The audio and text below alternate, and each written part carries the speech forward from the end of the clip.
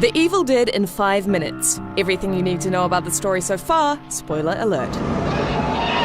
The Evil Dead saga begins in 1981 when teens Ash, his girlfriend Linda, Cheryl, Scotty and Shelley travel to an isolated cabin in the middle of the Tennessee woods for the worst spring break imaginable, which begins when the only bridge linking them to civilization collapses. Spring break!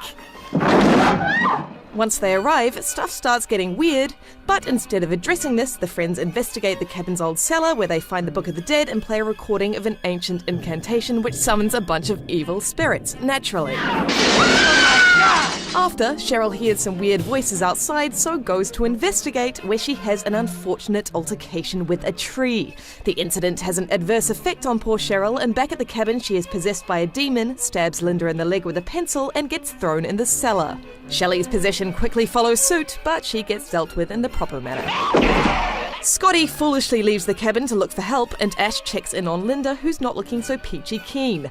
Scotty returns in terrible shape and Linda turns creepy, so Ash locks her outside. Naturally, this doesn't keep her away for long. Due to love, Ash cannot bring himself to dismember his terrifying soul-eating demon girlfriend, and buries her in the backyard instead, where she promptly pops out before he lops her head off with a shovel, as he should have probably done in the first place. Ash returns to the cabin where he sees Cheryl has escaped from the cellar. Arming himself with a shotgun, he finds her and shoots her before retreating to the cellar to get more shells, where some really weird shit happens. Out of the cellar, Ash is attacked by Cheryl and a now reanimated Scotty, but turns them to slime by throwing the Necronomicon in the fire. As Ash leaves the cabin to apparent safety, he's suddenly attacked by an unseen demonic force that descends on him before the film cuts to credits. Spring break! We pick up the Evil Dead story 2 seconds after the first film ended, but not before a condensed version of it plays out with inexplicably different actors. Anyway, back to Ash, who is briefly possessed by an evil force but is saved by the sun. He hops in his car to get the hell out of Dodge, but realizes the only bridge leading back to civilization has been destroyed. Of course, if he'd paid attention in the first movie, he would already know this, but Evil Dead 2 is pretty much a comedy remake, so whatever. Chased into the cabin as night falls, Ash is unfortunately reunited with Linda. Hello, lover. He takes her severed head to the shed where once again he's inexplicably swayed by her pleading, and his hesitation is just the chance her nude, headless, chainsaw-wielding body needs. Ash acts fast, and soon Linda is no more, but her bite turns his hand into a wily little bastard, so he chops it off, and then this whole amazing Tom and Jerry bit plays. Elsewhere, Annie, the daughter of Professor Noby, the guy on the original recording, has discovered more pages from the Book of the Dead and makes the fatal decision to drive to the cabin with her partner Ed. And they pick up disposable characters Bobby, Joe and Jake along the way. Back in the cabin, Ash is going through the worst drug trip of his life. Annie and Co arrive, and Jake, thinking Ash murdered Professor Noby, throws him in the cellar. He's not alone in there. Ah, Henrietta, you magnificent she-bitch. The group let Ash out milliseconds before he becomes her lusted after dinner, but the threat escalates as Ed is possessed. Ash, now 90% facial expressions, chops him to pieces. The group is then visited by the hilariously low-rent spirit of Professor Noby, who tells Annie she can send the dead back to where they came from by translating her pages of the Necronomicon. Meanwhile, a terrified Bobby Joe runs into the woods to her death, so classic movie redneck Jake interrupts Annie's incantation, throws the pages of the book into the cellar, and insists everybody go outside to look for her. Outside the cabin, Ash is once again possessed and turns on Jake. Annie heads back inside, accidentally stabs Jake, and leaves him by the cellar door where he's dragged to his doom by Henrietta.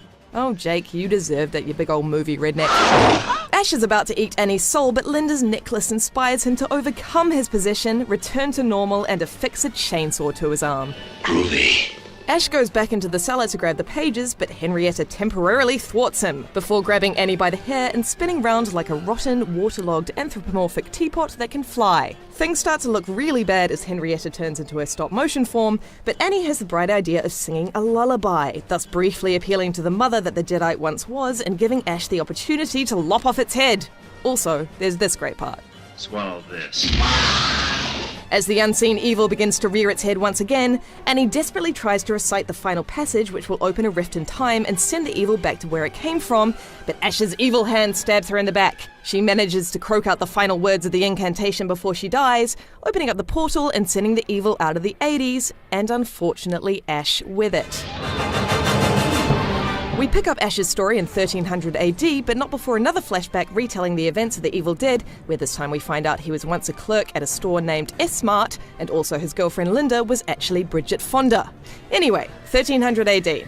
Ash has been captured by Lord Arthur's brigade under suspicions that he's working for Arthur's sworn enemy, Duke Henry. As punishment, they throw Ash into a pit where he has to fight against some Deadites, but Ash wins the battle, punches Arthur, frees the innocent Duke Henry, and is understandably worshipped as a god. However, despite the attention of the beautiful Sheila, Ash still wants to go back to his own time.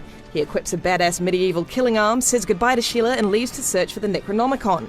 He's chased by an unseen evil in a haunted forest, runs into a windmill, and is attacked by a bunch of tiny clones of him that come out of a mirror. One jumps down his throat and becomes Evil Ash. He eventually gets the better of him and buries him.